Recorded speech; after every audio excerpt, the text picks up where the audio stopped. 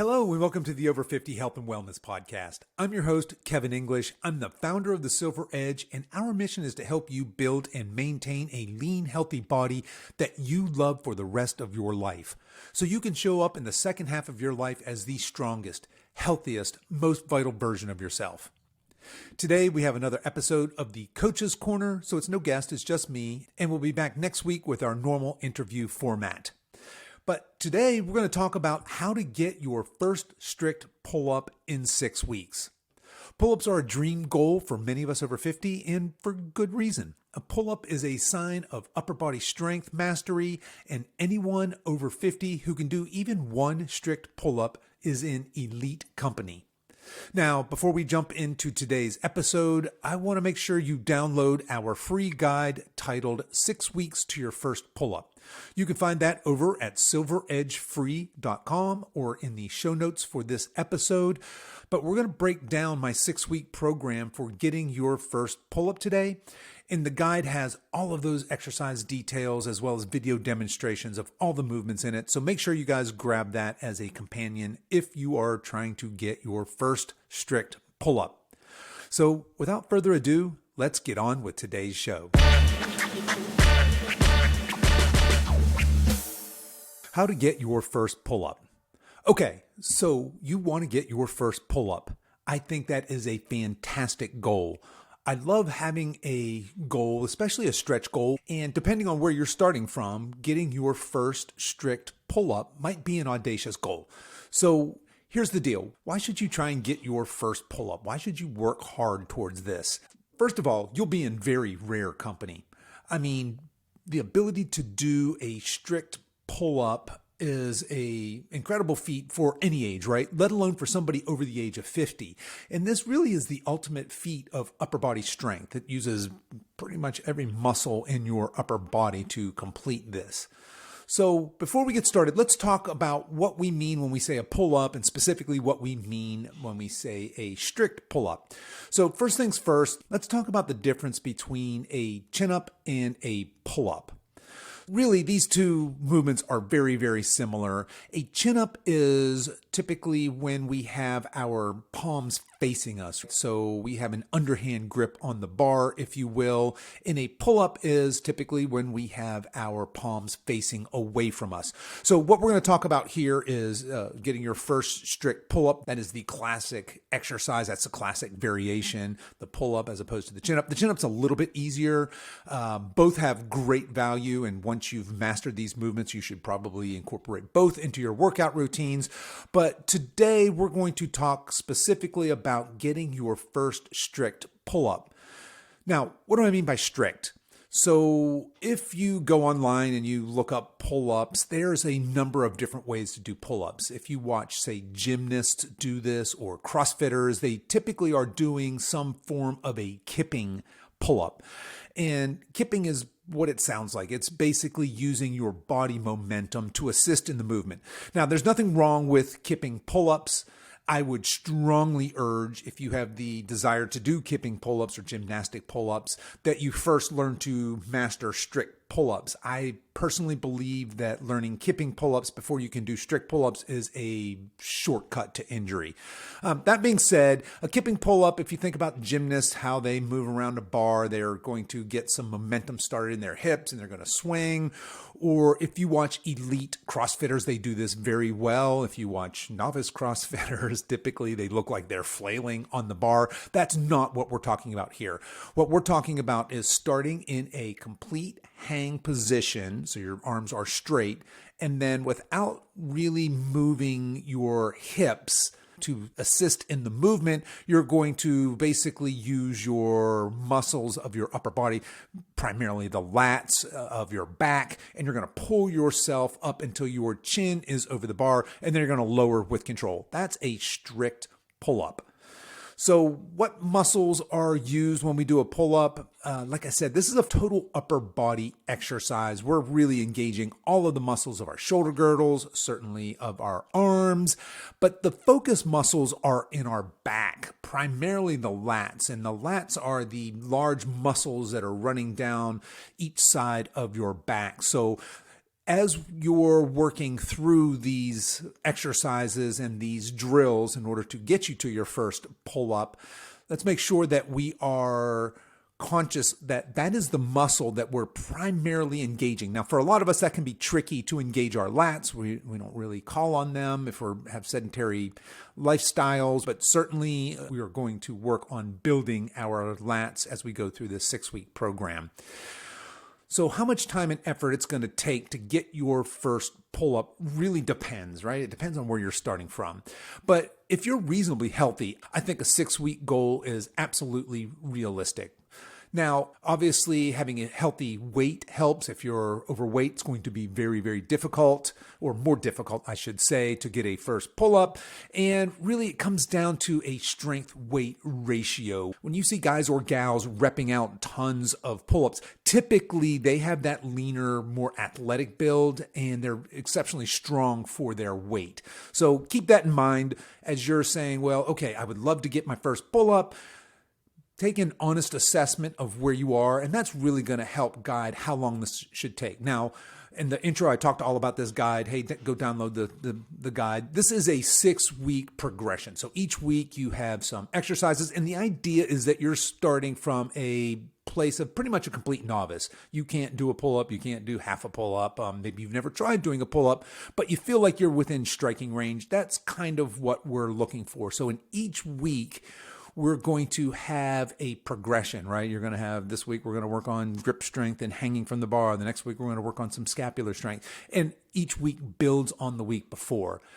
All right. So I guess before we jump right into the 6 weeks and what these exercises are, let's just talk a little bit about what's required to do a pull-up, right? So the very obvious thing is strength. I need strength. I need upper body strength. And as I've mentioned, I need some back strength, specifically those lats. But there's also a skill involved in doing a pull-up. And anytime we're talking about skill, that's something that's best practiced often. So the way this program is written, it's got 3 practices each week. So if you're working out 3 days a week, for example, this would be ideal to do before your workout, right? So we're talking about 10 minutes of work. You could do your warm-up and then jump right into these progressions and then into whatever your regular scheduled workout is. If you work out less or more, I'd still recommend doing this at least 3 days a week because, again, we're not only building muscle, which does take time, but we're building skill, which takes reps, okay? All right. Before we jump into each week and what you are supposed to do, let's talk about what happens if you get stuck. So let's say you complete week 1, no problem, all good. You complete week 2, no problem, all good. But you get to week 3 or at the end of the week 3 and you can't complete that week's exercises. What I would strongly suggest is that you repeat that week, and you may need to repeat it a couple of times. It doesn't really make sense to move on to the next week if you can't complete the week before workouts. You're going to slow down your progress as opposed to speed up your progress. Make sure you can complete each week before you move on to the next week. All right, so with that out of the way, let's take a look at what each week looks like. Again, make sure you download the guide as this is all spelled out in detail and it includes video demonstrations of all of the exercises and movements that we're going to talk about here. Now, for those of you on YouTube, you're getting ready to see my screen. For those of you out there in podcast land, bear with me. I'm going to try and describe what these exercises are. But again, I hate to sound super redundant, but just download the guide, take a look at it. You'll see exactly what we're talking about, and all of this is spelled out in detail for you there. And one last thing before we jump into the actual programming, the 6-week programming. Depending on your fitness level, you should start this program wherever is most appropriate for you. So, for example, in week 1, we're going to talk about grip strength. All we're going to do really is hang from the bar, and we have timed hangs. And if that's ridiculously easy for you, start at week 2, right? And if week 2 seems like, well, that's ridiculously easy for me, start at week 3. Jump into this program wherever you are starting to get challenged. All right, so without further ado, let's take a look at the 6-week program. Okay, folks, here we go. Week 1. Week 1 is all about grip strength and just getting comfortable in a passive hang position on the bar.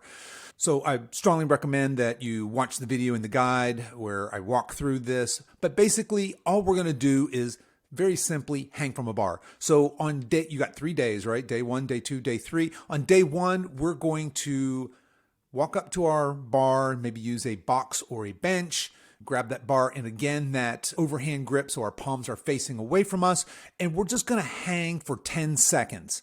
Then we're going to drop, shake out our hands, rest for 15 to 30 seconds, and you're going to repeat that 2 more times. So basically, day 1, you have 3 sets of 10-second passive hangs.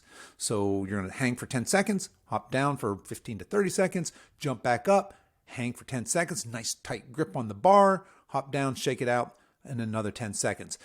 On day 2, you're going to do that exact same thing. You're just going to do it 5 times. And then on day 3, you're going to do that passive hang 3 times for 20 seconds. So we're going back to fewer reps, but this time a longer hang period.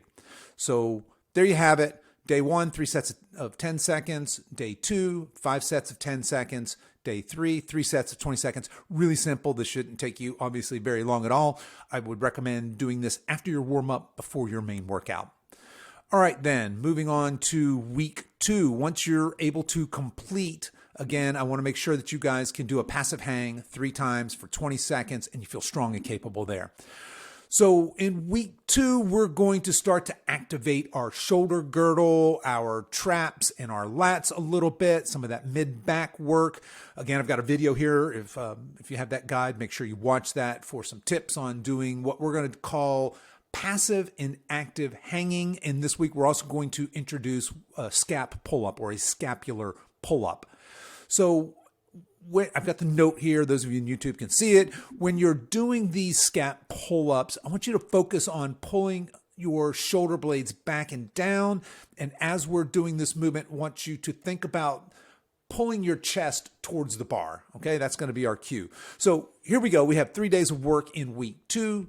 Day 1, we're going to do that passive hang 3 times for 10 seconds. And then we're going to move on and we're going to do 3 sets of 3 scapular pull-ups, and we'll do about 15 to 30 seconds of rest in between each one of these. Now, scapular pull-up is a pretty small motion. Basically, you're going to hang from a bar in a passive hang so those shoulders are relaxed, and then you're just going to pull those shoulder blades back and down. Remember, that cue is to pull that chest up towards the bar and then come back down slowly in with control. Again, I've got videos for this. You can watch that on there. Day 2, we're going to start again with that passive hang, 3 times 10 seconds with maybe 15 seconds of rest in between. And we're going to do 5 sets of 5 of these scapular pull-ups. So again, what we're looking for here is some of that trap development, starting to engage those lats a little bit, and we're continuing to work on our grip strength. So 5 sets of 5 scap pull-ups with 15, maybe 30 seconds of rest in between each one. And then on day 3, we're going to do 1 passive hang for 20 seconds, jump down, give yourself 15, 30 seconds of rest, and then you're going to hop back up, and I want 3 sets of 10 nice, slow, controlled scap pull-ups. And you're going to rest 30 to 60 seconds in between those. So hop up, give me 3 sets of 10 scap pull-ups, nice, slow, controlled movement, hop down, rest 30 seconds, a minute, whatever you need there, hop back up another 10 sets, and then your third set. So that's week 2. Once you can complete day 3 and week 2, you're ready to move on. Let's talk about week 3. So week 3 introduces a key. This is one of my favorite exercises for getting people to their first pull-up, and that's a pull-up negative. So make sure you watch the video. Again, I'm going to say that every single time, but make sure you watch the video for your tips on completing this movement.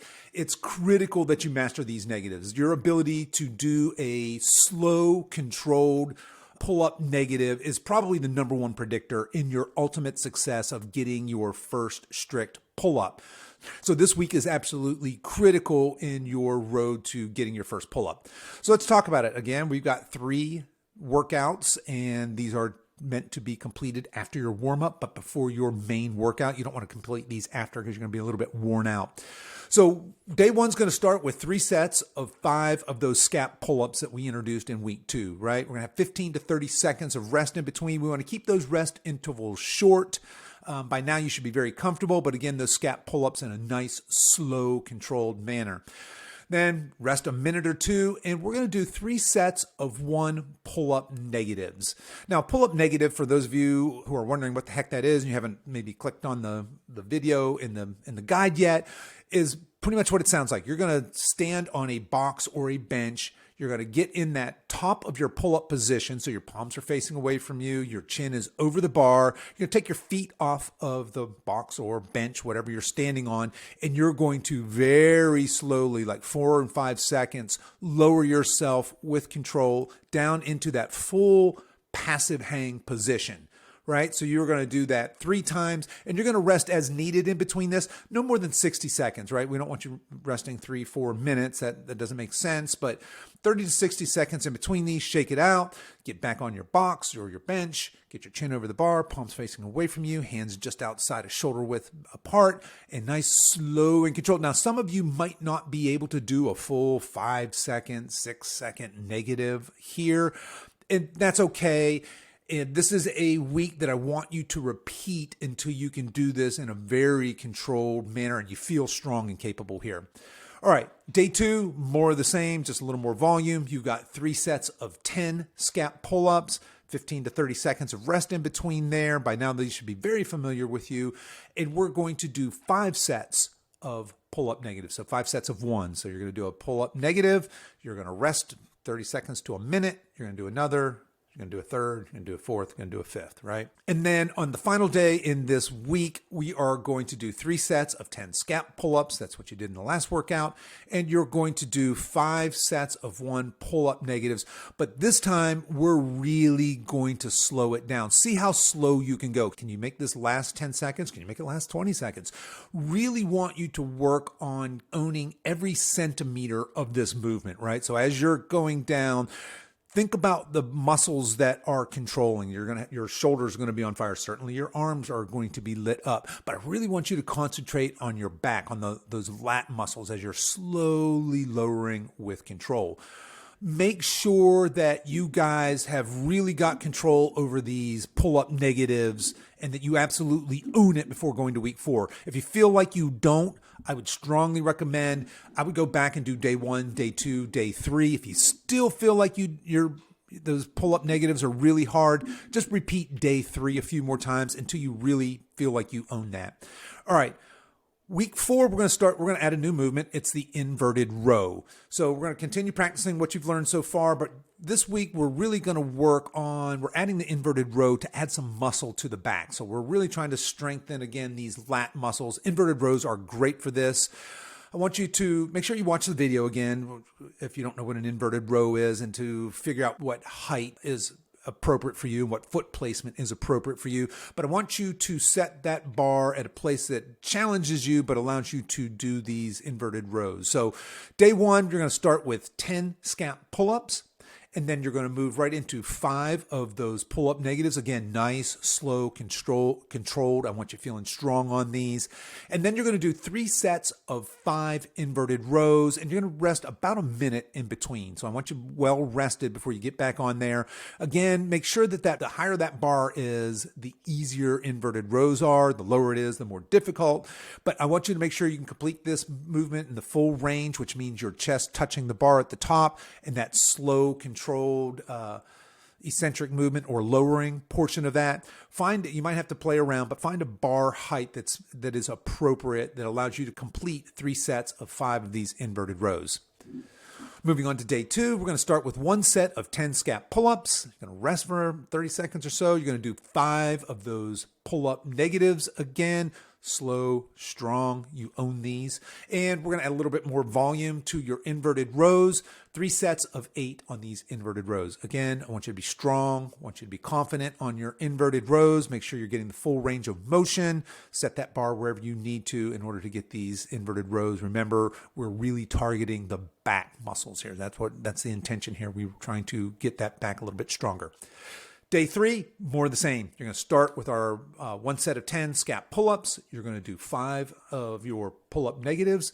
And then we're going to move into 3 sets of 12 inverted rows with 1 minute of rest in between sets.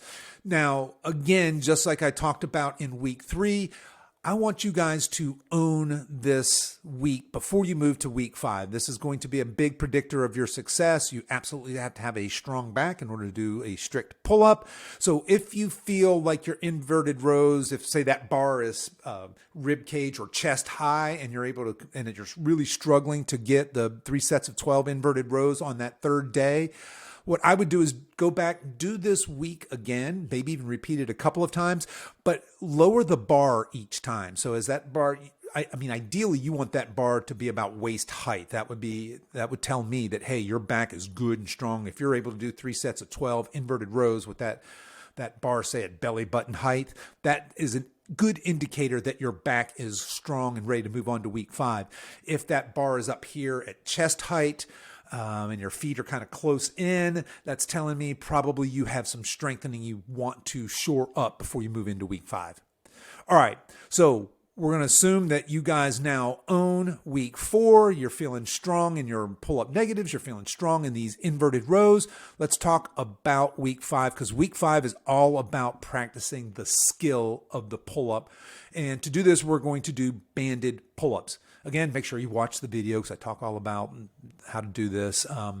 But I want you to choose the thinnest band that will allow you to complete these reps as they're prescribed. Now, when we're doing these banded pull-ups, our intention here, I don't want you to think so much as I'm building brute strength in order to do these pull-ups. Really what we're doing is we're practicing the skill of pull-ups. Now, some of you may have a gym that has a lat pull-down machine. You go, well, this would be way easier than me getting a band and putting it over a bar and standing one-footed on a bench and putting one foot through a band. I don't want to do that, right? So the lat pull-down machine is fantastic. I love it. I do it myself. I program it for myself. I program it for clients. It's a great exercise, but it's not, and it has some carryover to pull-ups, but not nearly as much as a banded pull-up. Again, remember, we're trying to practice the skill of a pull-up, and the best way to practice the skill of a pull-up is to do a pull-up. So we're just going to use a band to assist us in this. So let's take a look at what week 5 looks like. On day 1, you're going to start with 10 scapular pull-ups. You're going to rest 30 seconds. You're going to do 3 sets of 1 pull-up negative. Nice, strong, slow. You own these. You've done them for couple of weeks now. You're going to do a set of 10 inverted rows. Again, nice and strong. You feel good in these. And you're going to finish here with 1 set of 5 banded pull-ups.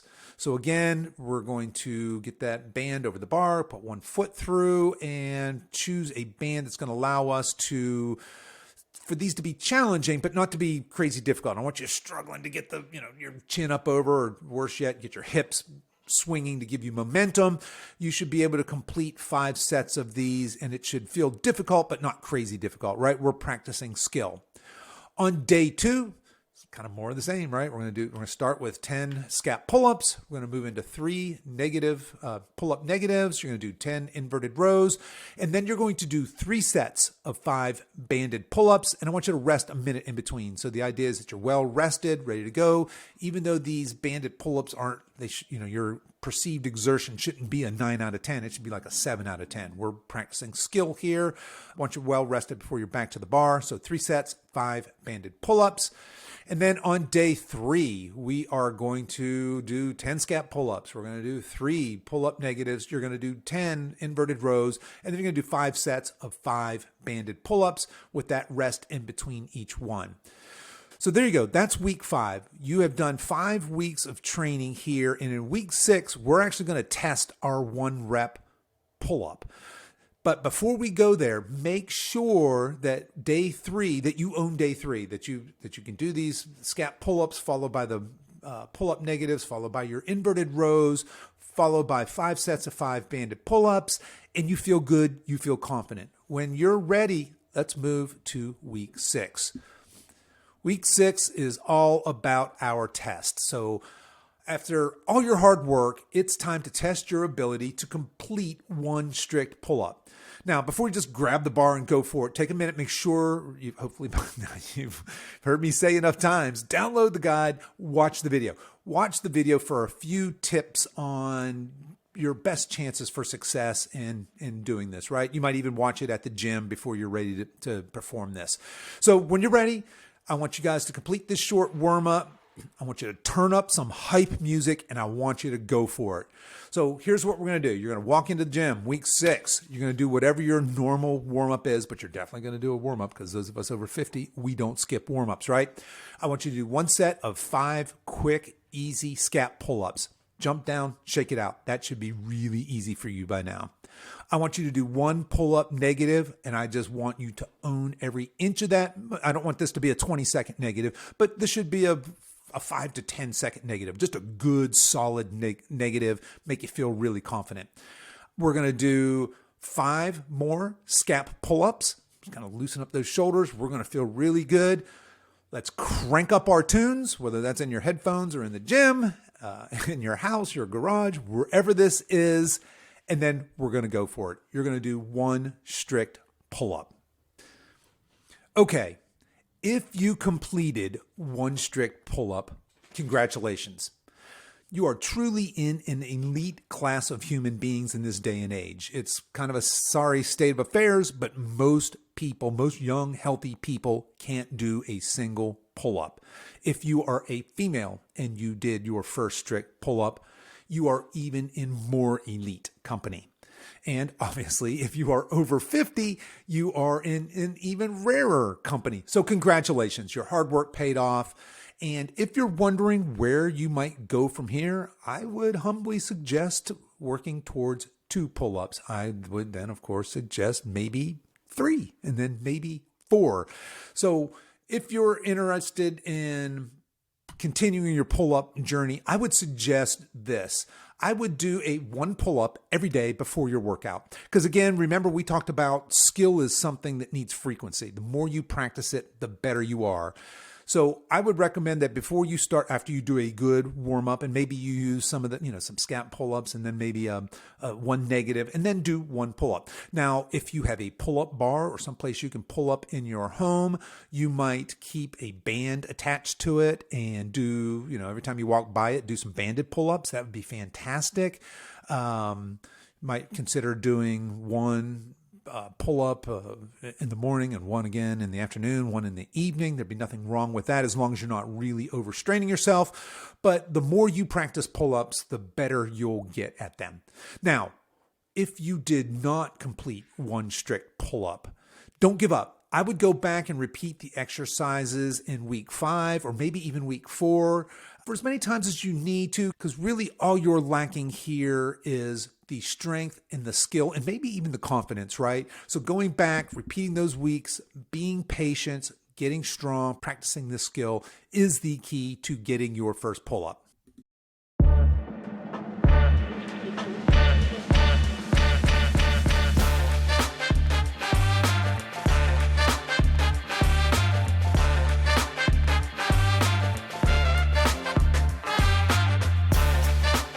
Okay, that's our show for today, folks. If you haven't already done so, please make sure you head over to silveredgefree.com and download our free 6 weeks to your first pull-up guide. Inside, you'll find the full 6-week program we discussed in this episode, as well as video demonstrations for each of the exercises and some tips to help ensure you are successful. As we wrap up our time together today, you can show your support for this show in 2 important ways. One is to tell a friend about this podcast and encourage them to give it a listen.